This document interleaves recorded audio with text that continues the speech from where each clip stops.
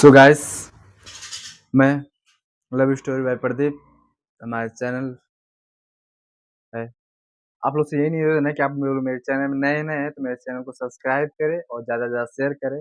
एक सच्ची घटना आप लोग हम बताने जा रहे हैं। जो ये घटना कुशीनगर की है, जो ये उत्तर प्रदेश में पड़ता है। यानी वहाँ घटना का रहस्यमय ये है, एक फौजी की बीवी नाजायज संबंध बनाती है और एक फौजी बॉर्डर पे लड़ाई लड़ता है। उसकी लोगों के बीच बहुत बड़ा घमासान युद्ध शुरू हो जाता है। कुशीनगर का जो फौजी था, उसका नाम मनोज था। वो 2009 में शादी किया।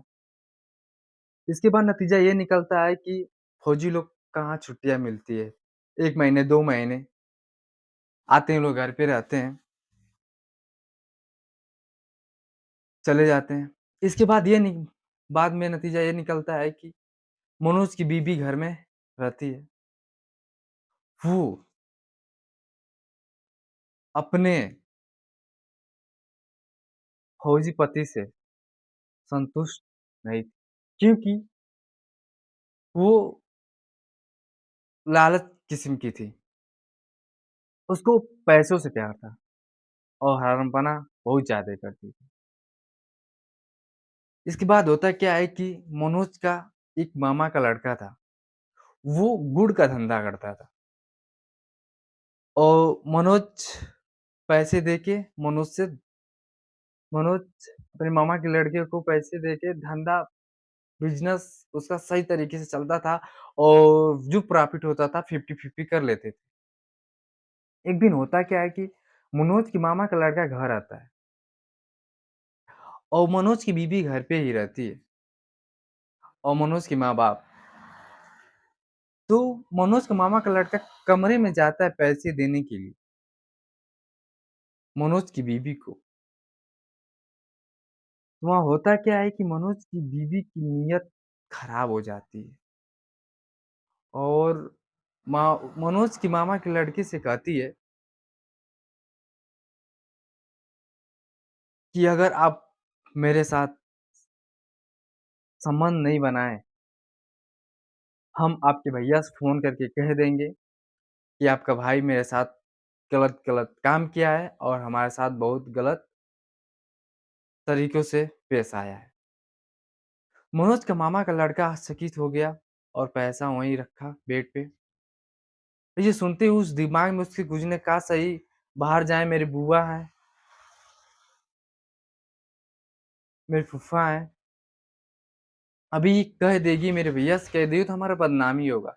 चलो सही एक बार ये जो कहती है इसका हम कहना मान जाते हैं। उसका कहना मानते हुए मनोज के मामा का लड़का उसके साथ रिलेशन में आ जाता है। एक बार रिलेशन मनोज की माँ बीवी बना लेती है उसके मामा के लड़के के साथ। इसके बाद नतीजा ये निकलता है वो हमेशा फ़ोन करके मनोज के मामा के लड़के को बोलती है, "आप आओ, अब अगर नहीं आओगे मैं आपके भैया से कह देंगे।" ये बिज़नेस करता है, माइंड डिस्टर्ब हो जाता है, बार-बार आना पड़ता है मनोज के घर। किसी न किसी माध्यम से बहाना बना के आना ही आना पड़ता है उसको। इसके बाद होता क्या है कि एक दिन ये लोग बेड पे रंगरेलिया मना रहे थे, तब तक मनोज की सिस्टर आई थी अपने घर से मायके में। करीबन रात को 12 बजे इसको प्यास लगती है, गर्मी का सीज़न था। पानी लेने के लिए फ्रिज में जाती है, तब तक इसकी नज़र जंगले से मनोज की रूम में पड़ती है। रूम में नज़र पड़ती है, देख रहे हैं तो उसकी भाभी और उसके मामा का लड़का एक साथ रिलेशनशिप बना रहे हैं। तब तक इसकी ज़मीन तले आँखें थरथरा उठती है। ये झट से जाती है अपने पापा और अपनी मम्मी को बुलाती है और उस नज़ारा दिखाती है। कि देखो ये लोग क्या कर रहे हैं।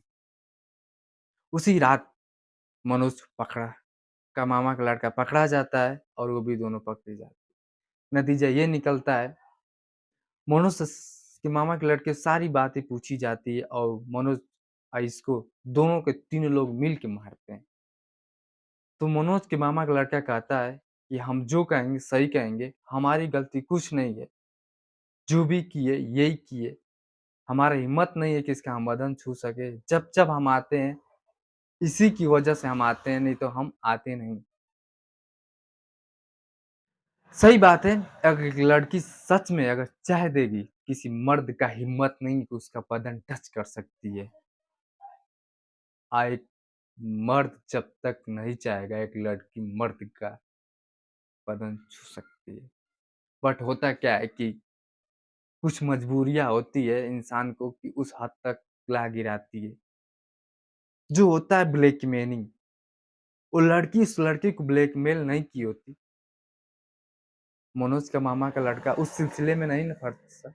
बाकी यहाँ होता क्या है, यहाँ सिलसिला रुकता नहीं, ये सिलसिला काफ़ी दिनों तक चलता है। इसके बाद ये बात मनोज को पता चलती है। जब मनोज को बात ये पता चलती है तो बॉर्डर पे फौजी कहाँ मानने वाला दिल में आग जज़्बा लिए, जो अंगारों से लड़ता है, जो दुश्मनों का एक बात नहीं बर्दाश्त कर सकता है, तो ये अपनी पत्नी को किसी की और के पास सोते हुए वो कैसे बर्दाश्त कर सकता है।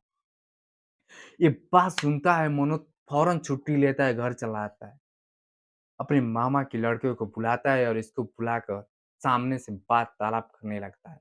मनोज के मामा का लड़का सही-सही सब कुछ बताता है। बाकी उसकी बीवी ये बात मानने को तैयार नहीं थी।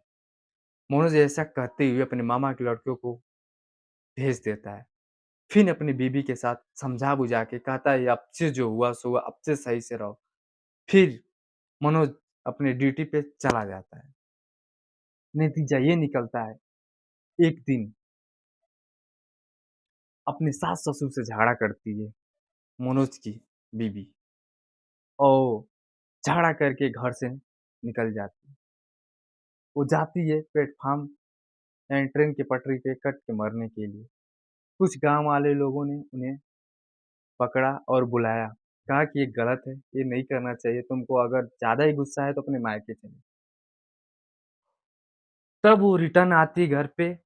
1 महीने बाद होता क्या है कि उसका फिर कोई नाजायज़ संबंध बन जाता है। इस वजह से मनोज के माँ-बाप उससे झगड़ा करना स्टार्ट कर देते हैं। ये बात अपने बेटे मनोज से बताते नहीं हैं लोग। ये काफ़ी सिलसिला रुकता नहीं है। बात यहाँ तक पहुँच जाती है कि 1 से डेढ़ महीना होता है तब मनोज की बीवी घर से मनोज का 4 लाख कैश, करीबन 8-10 लाख का जेवरात लेके फरार हो जाती है। और फ़ोन पे फ़ोन मनोज करने लगता है, इसकी बीवी का फ़ोन स्विच ऑफ आने लगता है। नतीजा ये निकलता है 3-4 साल तक ये गायब हो जाती है और मनोज खोजता रहता है कि है कहाँ पे। फिलहाल कि जो कि मनोज का 2 बच्चे भी थे। इसके बावजूद भी उसकी बीवी उसको छोड़ के घर से फरार हो गई। मनोज अपने माँ-बाप और 2 बच्चों को बहुत सही ढंग से पालना स्टार्ट कर दिया। 4 साल का दिन बीता, फिर ये लड़की आ जाती है। जब आती है तो पुलिस स्टेशन में जाके कंप्लेन करती है मनोज के खिलाफ। मनोज तो पहले का कंप्लेन करके पूरा पर्दाफ़ाश कर चुका था। सब कुछ पुलिस के दायरे में था। ये बात मनोज अपनी बीवी से पूछता है, जब आती है तो, 4 साल तक तुम कहाँ थी? वो बोली थी कि मुझे किडनैप करके मुझे ले गया गया और मेरा दिमाग का सही हालात नहीं था, हम इस वजह से घर से चले गए थे। मनोज बोला ठीक है, मेरे घर से 4 लाख रुपए प्लस 10 लाख का जेवरात जो लेके गई थी तुम, वो किसको दे के आई? वो बात बताती नहीं है और मनोज से कहती है अगर आप हमारे साथ नहीं रहेंगे, तो मैं आपको आपकी पूरी फैमिली को बर्बाद कर दूँगा। मनोज कहता है कि अब कुछ भी हो जाएगा, अब हम तुम्हारे साथ नहीं रह सकते। इसके लिए हमें किसी हद तक जाना पड़े हम जा सकते हैं।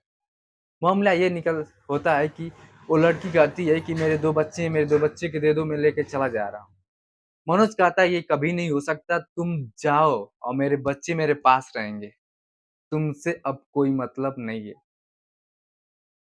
नतीजा ये निकलता है कि मनोज की बीवी पुलिस वालों से मिल जाती है और पुलिस वाले उसे कुछ ऐसे उपाय बताते हैं। उपाय ये बताते हैं पुलिस वाले कि आप जाओ, घर पे कपड़ा फाड़ के सो जाना। हम लोग आएँगे तो वीडियो बना लेंगे कि मनोज घर पे इस लड़के को बहुत बेरहमी तरह मारा-पीटा है, उसको प्रताड़ित किया है और मनोज को हम लोग जेल के सलाखों के पीछे ठेल देंगे। कहा सही ये मान जाएगा। ये बात मनोज की बीवी को बहुत सही लगता है। जस्ट वैसा ही काम करती है। आती है घर पे सब कुछ जैसे पुलिस बताई थी एकदम वैसे की और कुछ वो अंदर से मिली-विली भगत थी। नतीजा ये निकलता है कि मनोज को पुलिस इस मामले में गिरफ्तार करने को गिरफ्तार करके लेके चली जाती है। जब मनोज को ज़मानत करके छुड़ाया जाता है, अचानक इसके बाद इसकी बहन का पति आता है। ये लोग कोर्ट पहुँचते हैं। कोर्ट पहुँचने के बाद नतीजा ये निकलता है कि जो पुलिसकर्मी और इसके बीवी को कोर्ट के माध्यम से इन्हें कोर्ट में पेशी किया जाता है और इन तीनों के नाम से 2 पुलिस और इसकी बीवी के नाम से मुकदमे दर्ज होता है। मुकदमे में साफ-साफ ये होता है कि पुलिसकर्मी वालों को ये घूस दी थी। घूस में करीबन 2 लाख रुपए कैश इस वजह से दी थी कि मनोज को फँसाना उसका कर्तव्य था। क्योंकि वो रिलेशनशिप में आना नहीं चाहता था और आने के चक्कर में 2 लाख रुपए पुलिस वालों को दे दी। अब मनोज उस पुलिस वालों को और उस लड़की को छोड़ते नहीं ये। इन लोगों को कोर्ट के माध्यम से पुलिस और अपनी बीवी को जेल की सलाखों के पीछे भेज देता है। इस घटना से यही तात्पर्य होता है, अगर कोई इंसान अगर आपको एक बार धोखा दे, वहीं से मुँह मोड़ लेना चाहिए। अगर वहाँ बार-बार जाने से ये नतीजा निकलता है, उसकी आदत बन जाएगी। आप लोग से यही निवेदन करेंगे कि हमारी सच्ची घटना पे आधारित जो भी कुछ है, वो सच है। ऐसा हो रहा है, ये ज़माना है। ज़माना को देखते हुए आप लोग बहुत सतर्क रहिए, अपने परिवार, अपनी बीवी से। किसी व्यक्ति को, कोई भी अपना हो, अपने उस जगह ना जाने दें, जहाँ जाना चाहिए। अगर मनोज का मामा का लड़का उसके घर नहीं गया होता और ये उससे संबंध नहीं बनाई होती, ये नतीजा यहाँ तक नहीं पहुँचा। लास्ट में यही होता है कि मनोज अपनी बीवी को तलाक दे देता है और अपना जीवन-यापन सही ढंग से, नई तरीके से स्टार्ट कर देता है। इसी वक़्त हम अपनी वाणी को विराम देंगे। जय हिंद, जय भारत। अगर हमारा वीडियो अच्छा लगे, आप लोग कमेंट बॉक्स में ज़रूर लिखें। इसके बाद अगले एपिसोड में हम मिलते हैं एक न्यू घटना के साथ।